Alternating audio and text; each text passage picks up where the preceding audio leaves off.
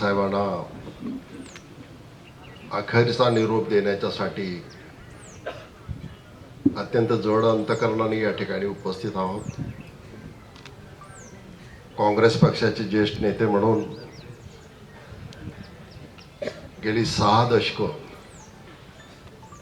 त्यांनी लातूर जिल्ह्याची, महाराष्ट्राची आणि देशाची अत्यंत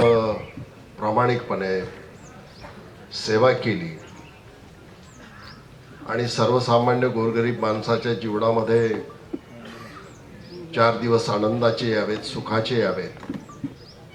म्हणून शेतकरी असेल, कष्टकरी असेल, सुशिक्षित डॉक्टर, इंजिनियर्स असतील, युवक असतील, महिला असतील, यांचे प्रश्न सोडवण्याच्यासाठी त्यांना काँग्रेस पक्षाच्या माध्यमातून जी पदं मिळाली त्याचा पुरेपूर उपयोग घेऊन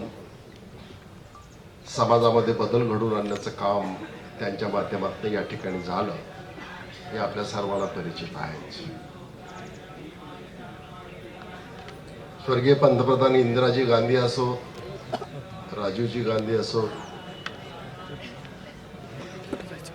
पी नरसिंहराव असो, डॉक्टर मनमोहन सिंग साहेब असो, यांच्या सानिध्यामध्ये त्यांना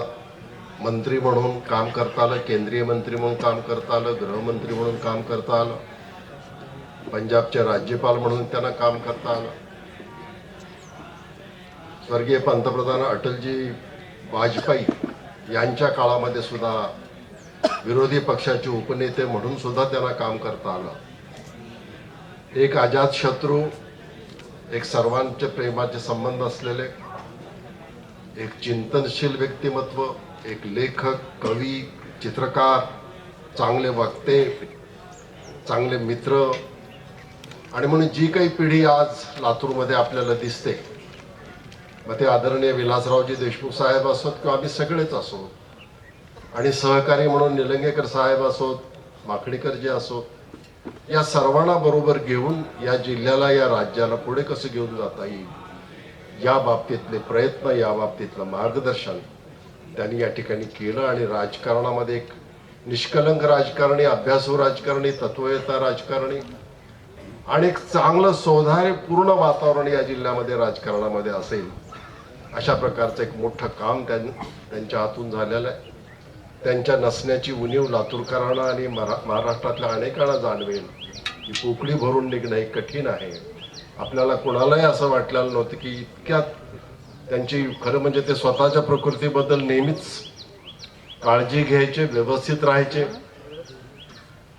आणि म्हणून हा प्रसंग एवढा लवकर येईल असं आपल्याला वाटलेलं नव्हतं. शेवटी जन्म आहे तिथे मृत्यू हा अटळ असतो. मी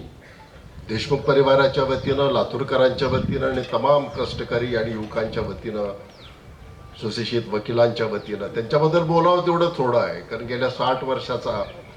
नुकतंच कॉलेजमध्ये प्रवेश केल्यापासनं त्यांच्या सहवासामध्ये राहता आलं, शिकता आलं, आणि म्हणून आज जड अंतकरणाने त्यांच्याप्रती मी श्रद्धांजली न मानता विनम्र अभिवादन त्या ठिकाणी मी व्यक्त करतो आणि माझे 2 शब्द संपवतो.